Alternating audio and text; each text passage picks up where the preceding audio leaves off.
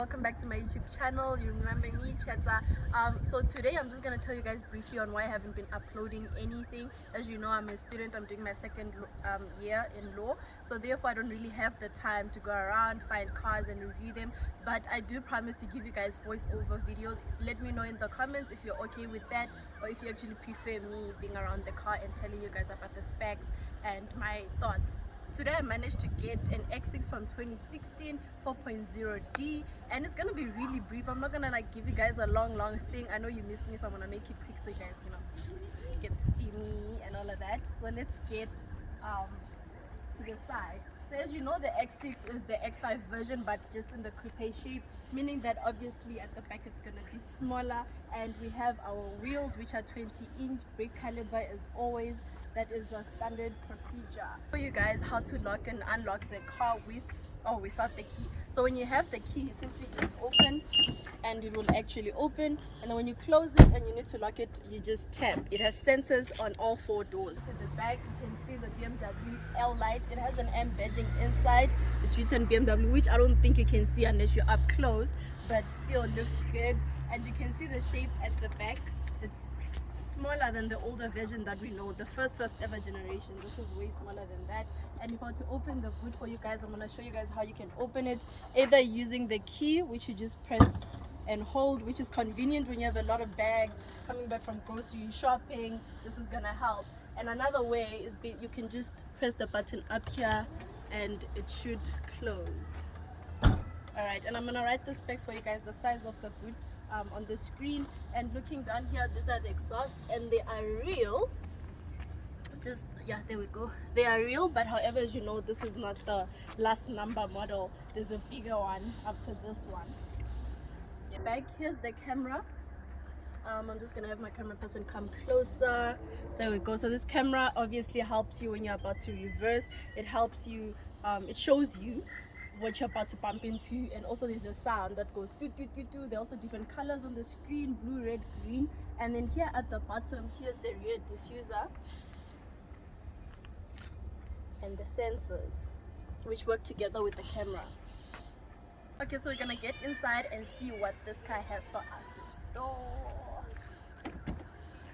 Yeah, see that, guys? I didn't even need to touch the key. Just open.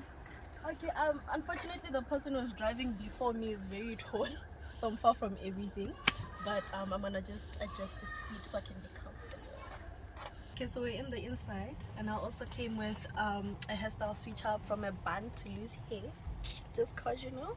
Okay, so I'm gonna show you guys the driver's door, what you can find the side. It's actually basic things. There's nothing extra besides the fact that you can open your boot from here, because you guys know normally in most cars you'd find it down there with the accelerator and brake and all of that. And you can see here their collaboration, BMW and Harman Kardon's collaboration. That's nice. I think that should inspire a lot of people to work hard and believe that whatever brand you have, one day you could work with some of the biggest brands in the world. And this is the driver's seat. It feels very comfortable. I believe that any other person that is bigger than me would be comfortable. Moving on to the steering part, please do look at this part carefully. It's off. It's totally off. So guys, I'm going to show you guys what happens when you start the car or just switch it on. So there we go. I press the button. Look at how the steering wheel shifts. This is based on how you as the driver will program it. So obviously I think someone like me would actually still be higher rather than lower. And then coming here to your speedometer, this side currently, if you take a closer look, it's on 0, and the 0 is popping out more than any other number over there. So if I start driving and it goes from 20, 40 to 60, it's gonna change as well. The 60 is gonna light if that is where my speed is at. So it's the same thing on the other side of the ref count.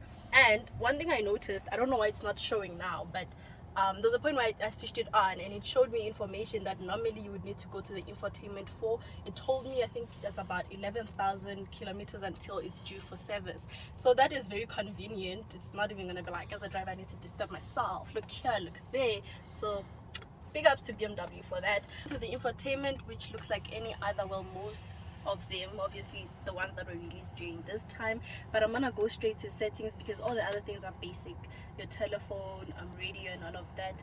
In settings, what I specifically want to highlight is the lights. So this it's not gonna show now, so I'm just gonna have a picture pop up that's gonna show you what it looks like at night, because if I do it now, you guys are not even gonna see anything. I don't even see anything in person, so you can imagine. So what happens is that you choose a color, blue, orange, and all of that. For me, I think I'd go with like a blue. It's the only nice color right now. So then at night it would be blue on the inside, and it would look all stylish or expensive or luxurious, you know, vibes. Then from the lights all the way to the software update.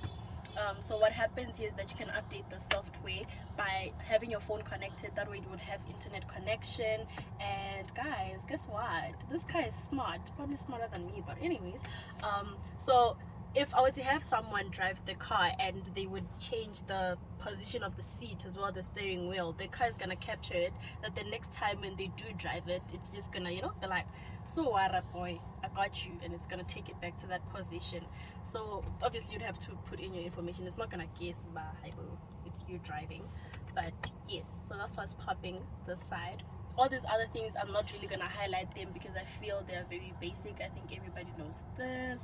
Speed, climate, lights, driving mood. I'm not gonna tell you guys about speed specifically, because like, what if I open there, like the speed warning is like above 120 and then I expose the driver? Imagine, oh my word, they're probably gonna be like, never again, bro, I'm never giving you my car, and we don't want that. So moving on from the infotainment all the way here, we have the dual aircon. So we don't need to be cold, bruh. If you're cold, have your hot temperatures or your cold temperatures alone. Don't include me. But right now, as you can see, they're all on 16. And here is the cup holders.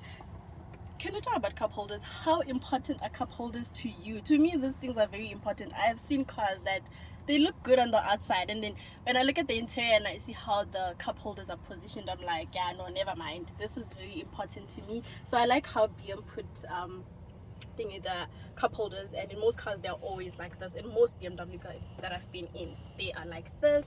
Don't forget to wear your mask, guys. Corona. Moving on to the gear, this is also basic, but you know BMW has that other one that has like the crystal shape. I'm gonna have it pop up on the screen if you've never seen it. It's very nice. I like it better than this one. And this is your button that you will use to control the infotainment. Unfortunately, this infotainment is not touch screen, which is like a train smash to a certain extent. This is the handbrake, which is automatic. This is not 1980, guys. A core pulling and all of that. No, we don't do that. This side you have the traction off, sport comfort. We'll obviously configure that according to what you want. And this is the storage. Hey, wait guys, let me first check if it's safe to look inside. Yep, it is. There's only seats, which I'm actually gonna take because I like things. Thank you. So you can move this, I believe. You should be able to move it. Yeah, there you go. So this is quite big. I think you can put a lot of things inside here. USB cable, the aux as well, it's inside here.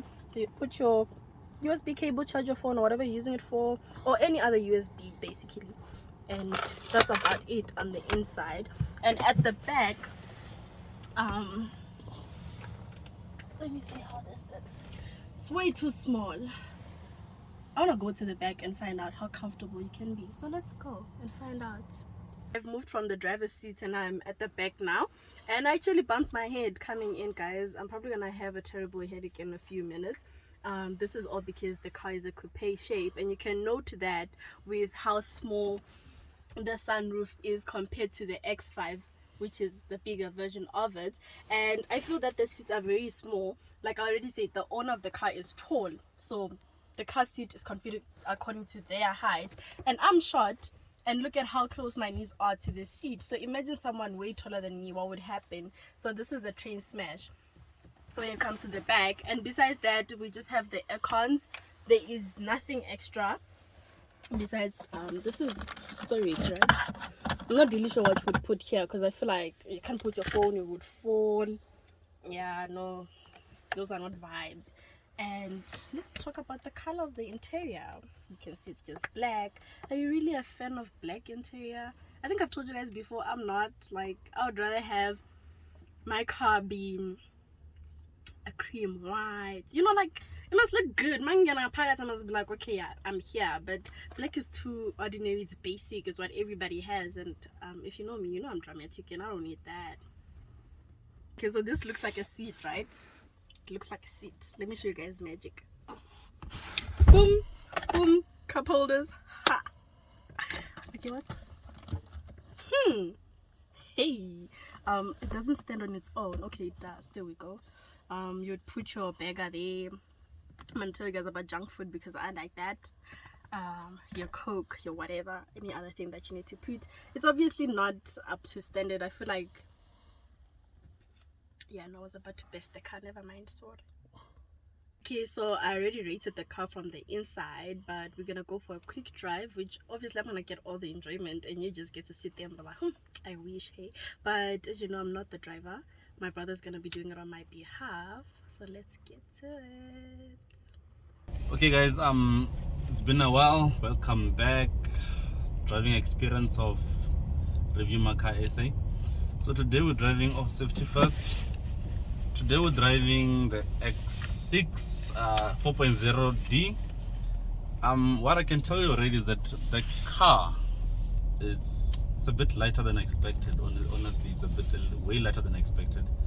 It's almost like I'm driving a 420 or 320 kind of situation. Obviously it's big, but I was expecting the steering wheel to be a little bit heavy. I've driven an X5 for a long time now, but the X5 is a bit heavy. Like you can feel where the tires are, you know, like you want to press that car, you have more confidence. As this one, it's there, but I feel like once BMW started going down on that size, remember the previous X6 was big and this one was a little bit smaller, and the newer one, it's bigger now. So I feel like maybe people were saying what I'm saying right now. It feels like an X3 kind of situation, you know. X5 is big, it's bigger than this, but the X6 normally it's way bigger than the X5. So I was expecting this to be more heavier. Just a little bit disappointed in that, but yeah, that's with the steering wheel, the way it feels.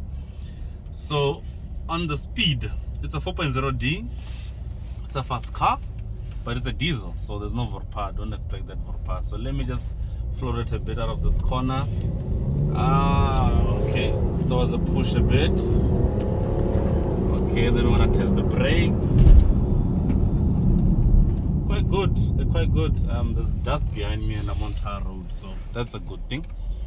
Okay, so the car is good, guys. I would want to drive a long distance with it. I mean, I'm sure that's what they made SUVs for. I feel that I'm high ground clearance, I can go over pavement probably. Okay, let me do that one more time. I'm gonna floor it and then just see how it pushes me back to the seat. Okay,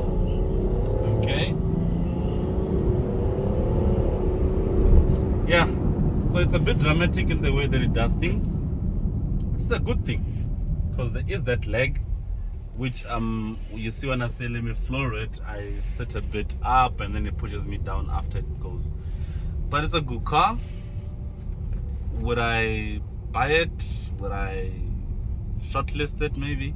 Well, I'll say I'll take the X5 any day, honestly.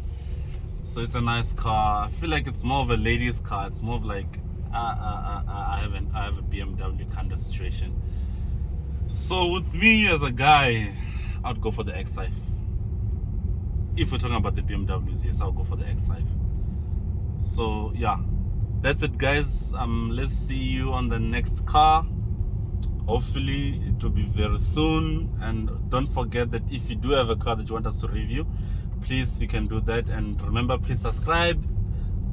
Obviously that makes us want to do this more. The more you guys subscribe, the more you like our videos. Interact with us on the comment sections just to give us your view on how we're doing, you know.